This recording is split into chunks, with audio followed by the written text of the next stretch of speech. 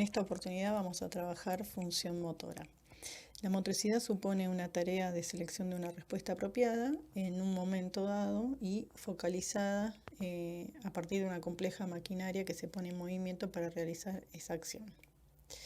Bueno, acá van a encontrar un videito que se los voy a dejar en el aula de Golombek que habla acerca de cómo nos movemos. Acá, bueno, lo que estamos viendo es todo lo que necesitamos para realizar una acción.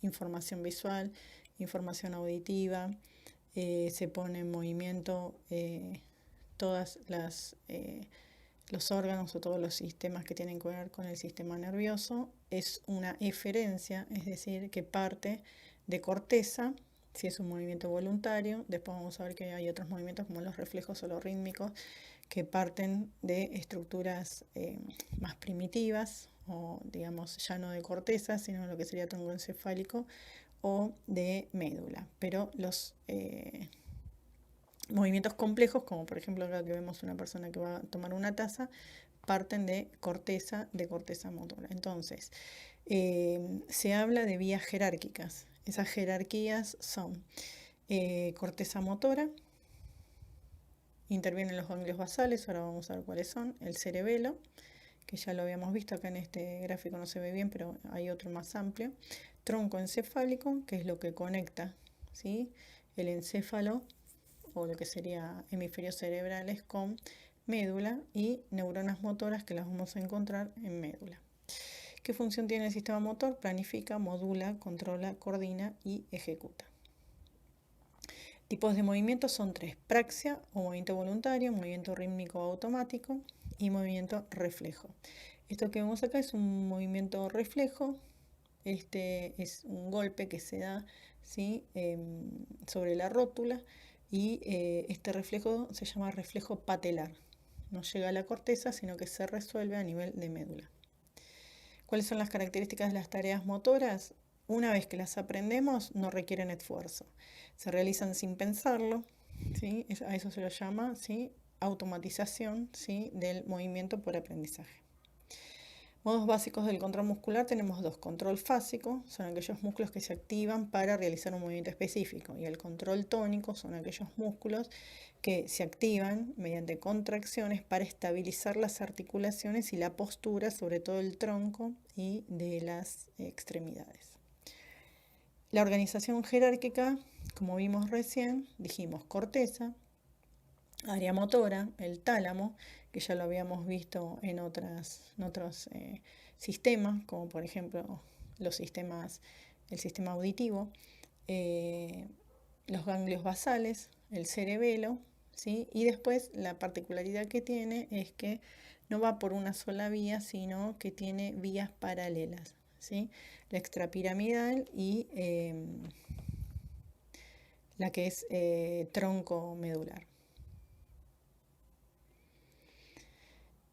La corteza motora, bueno, acá tenemos un gráfico, ustedes lo van a encontrar un poco más detallado en el texto. Tenemos corteza motora primaria y las de asociación. Las de asociación son secundarias y terciarias, o también las podemos conocer como suplementarias. Y corteza premotora. Nosotros ya habíamos visto que, por ejemplo, para el lenguaje hablado o la articulación, ¿sí?, de la palabra, tenemos el área motora que está en el lóbulo frontal, que es el área de Broca. Ese es una parte de la motricidad, pero la motricidad es mucho más amplia, no solamente tiene que ver con el lenguaje. Acá tenemos, ¿sí?, la cisura de Rolando. Entonces todo lo que es prerolándico es motor, corteza primaria y premotora, que es de asociación, ¿sí?, o interpretación del movimiento. El homúnculo. El homúnculo es una representación, un gráfico que lo que intenta graficar o representar es cada parte del cuerpo, qué área de la corteza le corresponde. Y si nosotros vemos la relación de la cantidad de corteza que se traduce en números de neuronas aplicadas para cada una de las zonas, vemos acá que este hombrecito es un poco deforme, tiene las manos con una gran representación, ¿sí? Acá lo vamos a ver, los labios, la lengua, una gran representación en la corteza, y acá tenemos mano, ¿sí? Y dedos, acá, dedos de la mano, estos son del pie, dedos de la mano. ¿Y eso por qué? Porque nosotros utilizamos con una gran fineza, con una gran destreza, movimientos en la mano y en la boca, y todo lo que es orofaringio en lo que es la articulación de la palabra. Esta organización en paralelo que habíamos dicho se da en el cerebelo, en los ganglios de la base, y acá tenemos algunos nombres, ¿sí?, de esos núcleos, que son conjuntos de neurona: cuerpo estriado, globo pálido, sustancia negra, y los núcleos subtalámicos formados por el caudado, el putamen y el estriado ventral. No es necesario que ustedes sepan qué función tiene cada uno, pero sí que les suenen algunos nombres, porque ahora vamos a ver que la sustancia negra, la degeneración, da la enfermedad de Parkinson. Y la alteración de algunos núcleos, como por ejemplo el putamen, nos van a dar algunas alteraciones en el movimiento. Acá tenemos otro gráfico donde vemos los ganglios basales, que son simplemente conjuntos de neuronas. Acá cada uno de los núcleos basales, ¿sí?, qué tipo de actividad regula. Y habíamos dicho de estos tres tipos de movimiento, el reflejo es el movimiento arcaico, primitivo, es aquel que es innato, no es aprendido, que luego debe volverse voluntario. Cualquiera, acá mamá o que tenga un hermanito chiquitito y ha ido a un control de neonatología o pediátrico, habrán visto que le hacen una suerte de pruebas a los bebés para ver si esos reflejos los mantienen o los pierden. Lo que se espera es que con el correr de los meses se vayan perdiendo. Uno es el de la marcha, el de moro, el de succión o la búsqueda, ¿sí?, y el de prensión. Acá tenemos, ¿sí?, algunos avances en el desarrollo del movimiento, que es paulatino y está íntimamente relacionado con la mielinización. Lo que se van logrando mes a mes, ¿sí? Mantener la cabeza, sentarse, el gateo, bueno, acá lo pueden ver con detalle. Acá en gráficos, ¿sí?, cuáles son los logros, que son logros motrices, ¿no? Bueno, los niveles de control del sistema motor son: hay una primera fase que es de ideación o preparatoria, una fase del movimiento, ¿no?, una fase de planificación o programación motora de la acción, una fase de ejecución y realización, ahí ya estamos en corteza motora primaria, y otra fase de retroalimentación que es de ajuste del movimiento, que es un feedback constante que se recibe al nivel sensorial. Por ejemplo, cuando tomamos una taza, si tenemos que apretar más o menos esa taza. Por ejemplo, si la taza está caliente, seguramente, ¿no?, aflojemos ese movimiento y desprendemos la taza. O al revés, tomamos algo y lo queremos levantar, calculamos el peso y ajustamos, ¿sí?, ese movimiento para poder levantarlo, si es liviano, si es pesado. Los niveles de control del movimiento y postura. Vamos a ver, como dijimos antes, que el sistema motor está organizado por niveles: médula espinal, sistemas descendentes del tronco encefálico y área motora de la corteza cerebral. Los sistemas motores tienen un flujo continuo de información sensorial que permite ese feedback y esa retroalimentación del movimiento para poder ajustarlo. Además tiene organizaciones en paralelo, como ya habíamos visto. El extrapiramidal es uno, el córtico espinal es el otro, y tiene mapas somatotópicos. ¿Esto qué quiere decir? Que cada una de las partes del cuerpo va a tener asignado un lugar en todo este recorrido. Vamos a ver también en esta unidad trastornos, ¿sí? La praxia, o sea, sin apraxia, se le llama el movimiento voluntario, coordinado y planificado. Entonces, la falta o la dificultad de realizar ese movimiento se llama apraxia.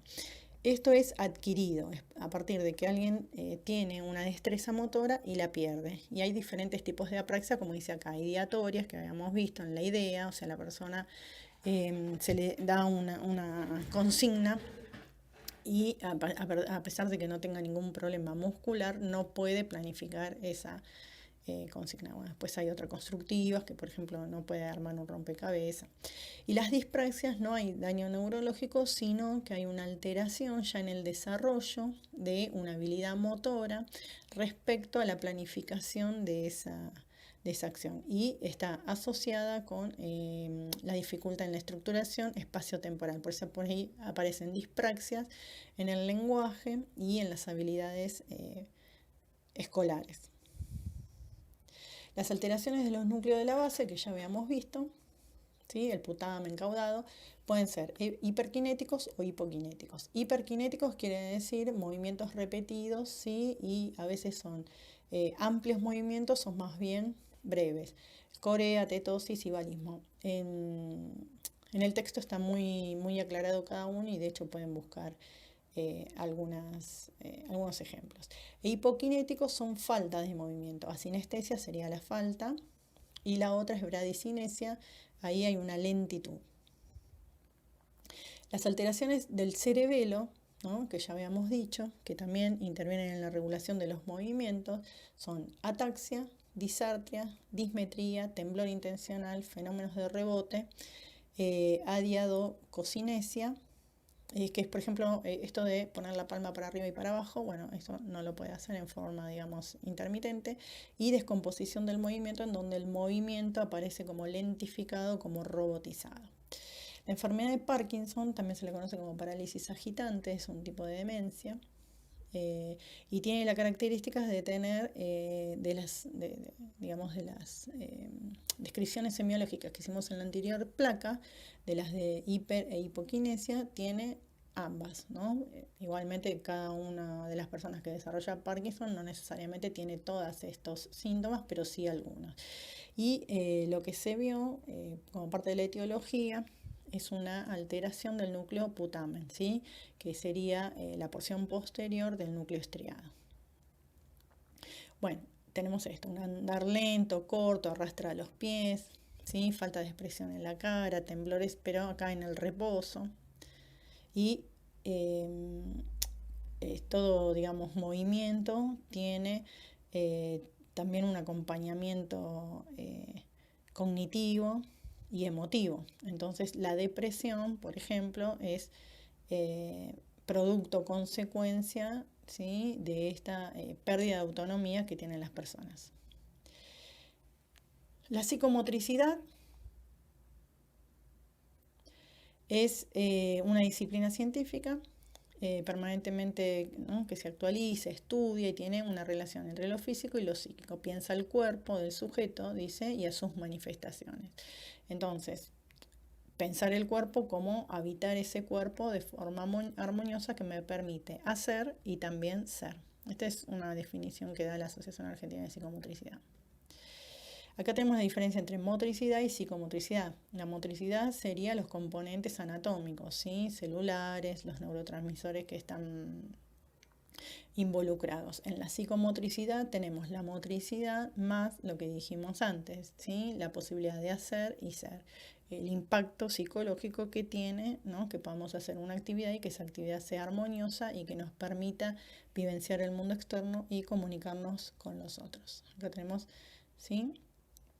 Algunos espacios de trabajo en psicomotricidad.